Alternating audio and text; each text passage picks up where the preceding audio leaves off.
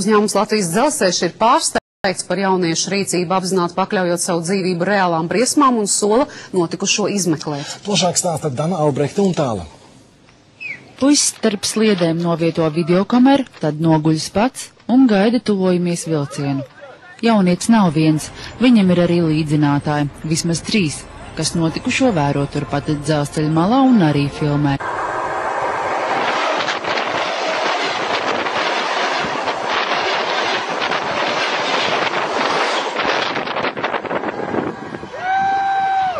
Puisim pārbrauc pasažieru vilciens, viņš paliek dzīves, tad pieceļas un gardi smejas. Viņam liekas, ka joks izdevies. Šis puiša varoņdarbs nonāca internetā, liekot Latvijas dzelzceļam tūdaļ reaģēt. Notikušo izmeklē. Tiek identificēts vilciens, vieta, laiks un arī personas, kas redzams video. Pašnāvības gadījumi, kas priekš mums it kā ir, tā, ka mēs esam spiesti diezgan bieži redzēt, un dzelzceļa transporta cilvēki izvēlēt šajos gadījumus, ka varbūt vieglāku ceļu viņu skatījumā, ja? Bet tāds gadījums, kad jaunieši sev uzzina adrenalīnu tāda veida, nedomājot par to, ka viņi paši var ciest, bet var ciest arī citi cilvēki, ja, kuri brauc tajā vilcienā, kuram nāksies strauji bremzēt, un tas var izraisīt pat katastrofu vilcienu.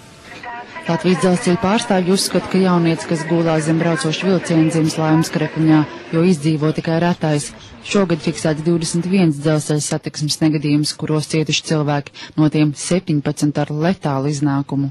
Šajā gadījumā tas uzskatāms ir par ļoti lielu veiksmi, jo ritošais sastāvs ir dažāds, un, piemēram, kravas vagonu tas attālums brīvais ir mazāks, un šis attālums ir atkarīgs arī no tā, vai tas ir taisnē vai līknē, un, kā jau es teicu, no ritošā sastāva tipa, un vai bremzes šajā brīdī tiek pielietotas vai nē.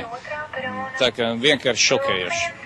Filmētajā materiālā redzams, ka vilciens nav bremzējis.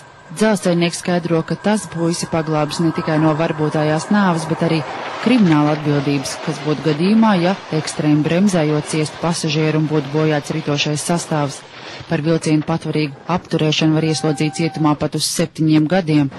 Šajā gadījumā pārgalvim var piemērot vienu administratīvo sodu 5 latus, jo likumdošana gulšanos zem braucošu vilcienu pielīdzina staigāšanai pa sliedēm neatļautā vietā. Dana Albrehta un Tāla Evers Baltmans.